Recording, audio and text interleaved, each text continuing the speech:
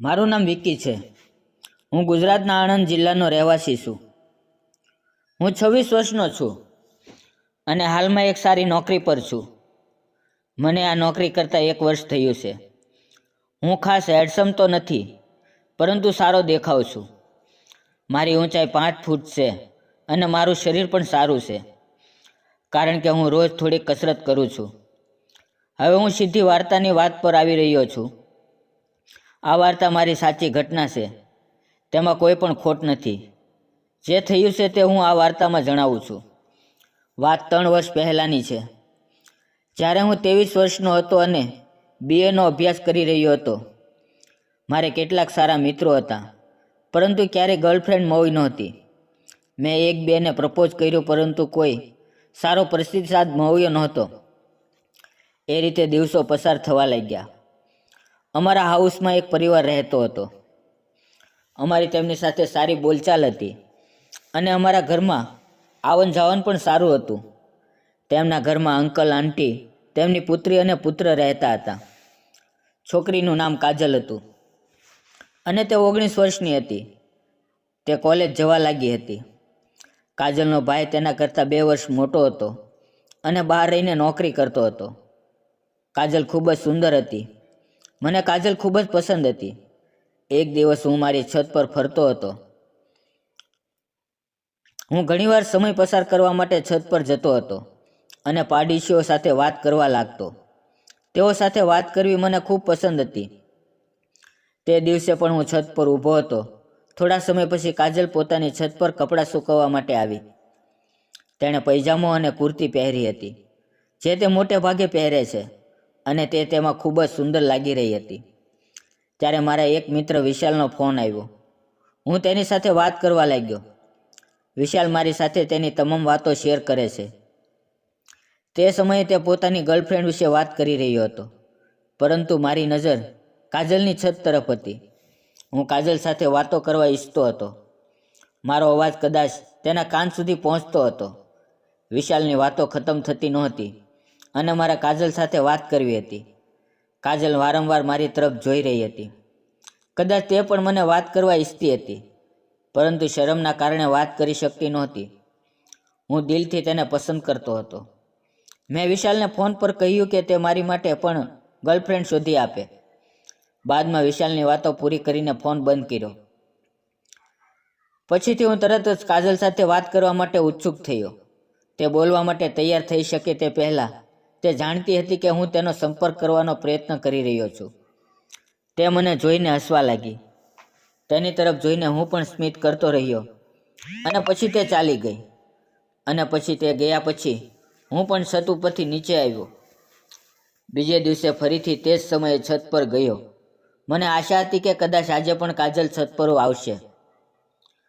મેં તેની ઘણા સમય રાહ જોઈ, પરંતુ કાજલ આવી નહીં.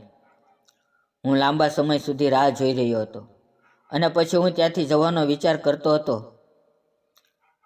ત્યાં મેં કાજલને આવતી જોઈ. મેં મારા પગ પાછા વાળ્યા અને ફરીથી છત પર ટહેલવા લાગ્યો.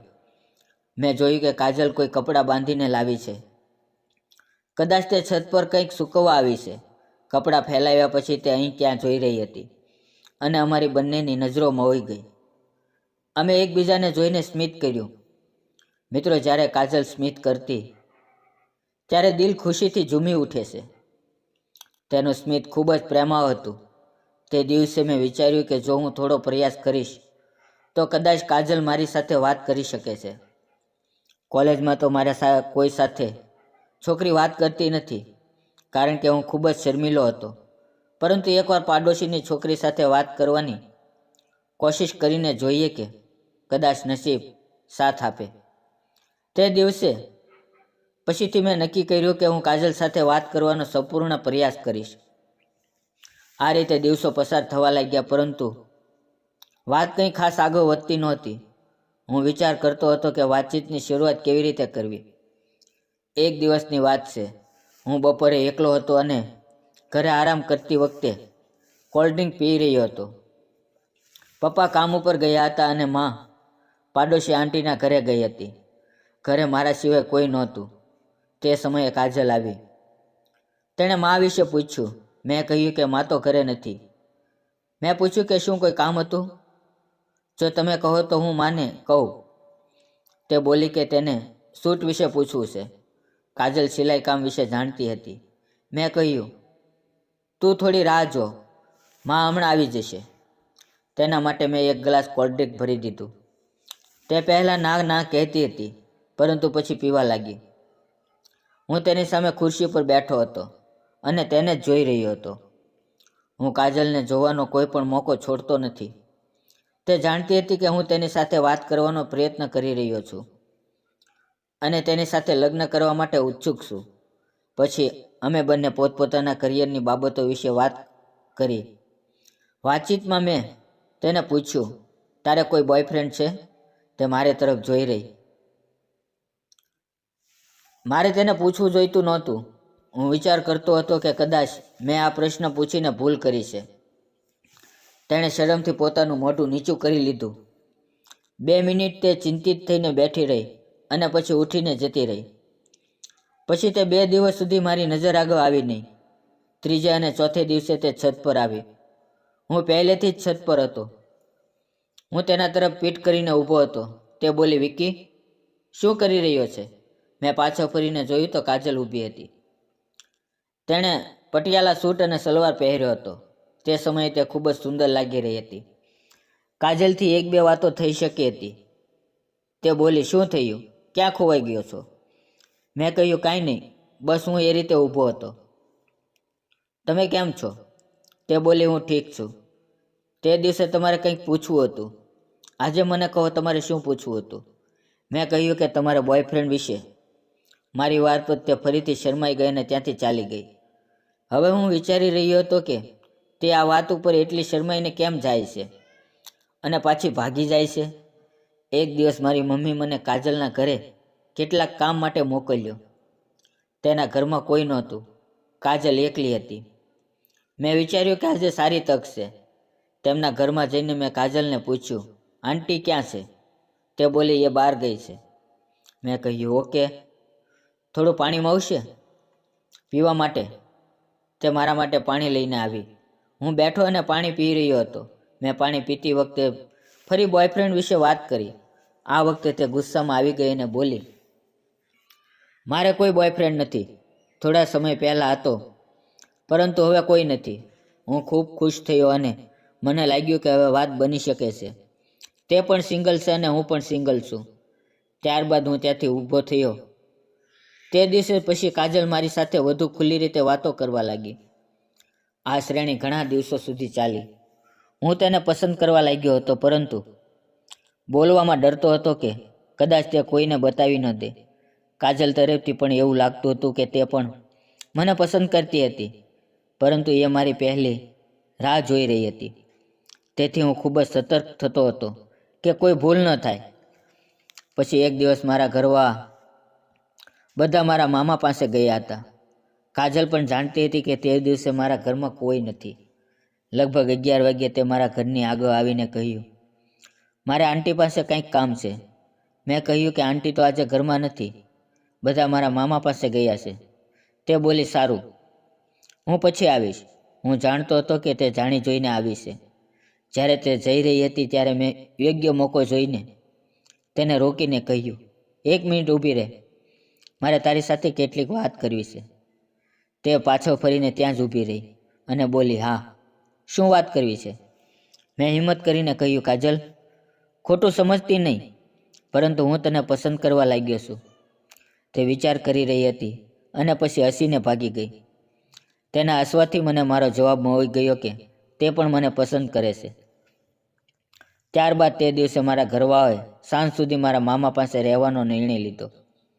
મારી માએ કાજલની માને સાથે ફોન પર વાત કરી અને મારા માટે પણ ખાવાનું બનાવવાનું કહ્યું. ત્યારબાદ કાજલ મારા ઘરની પાસે આવી અને બોલી, તારી માટે મારા ઘરે ભોજન બનાવવામાં આવી રહ્યું છે, ચાલ આવી જા. મેં કહ્યું, ઠીક છે, હું આવું છું. તે જતી રહી ત્યારે મેં તેને રોકીને કહ્યું, કાજલ, હું તને પસંદ કરું છું. તે થોડી દેર મૌન રહી અને પછી બોલી, વિકી, હું પણ તને પસંદ કરું છું, પરંતુ મને ડર લાગે છે કે જો કોઈને ખબર પડી ગઈ તો શું થશે? મેં તેને ધીરજ આપી. કોઈને ખબર નહીં લાગે. તું તેની ચિંતા ના કર. પછી તે મારી આંખોમાં જોઈ રહી હતી. તે બોલી, હવે છોડી દે. મારે વહેલા ઘરે જવું જોઈએ. માં રાહ જોઈ રહી છે. ત્યાંથી તે ભાગી ગઈ. હું કાજલના ઘરે ભોજન કરવા ગયો. અમે ભોજન કર્યું અને પછી હું મારા ઘરે આવી ગયો. મોકો મળતા મેં કાજલને નજીક બોલાવી અને કાનમાં કહ્યું, છત પર આવજે, હું રાહ જોઈશ. ત્યાં ઘણી બધી વાતો કરશું. એમ કહીને હું ચાલ્યો ગયો. હું સમય પસાર કરીને રાત્રે 10 વાગ્યે છત પર ગયો, પરંતુ કાજલ હજુ સુધી નહોતી આવી. આશરે 20 મિનિટ પછી તે આવી. તેને જોઈને હું ખૂબ જ ખુશ થયો.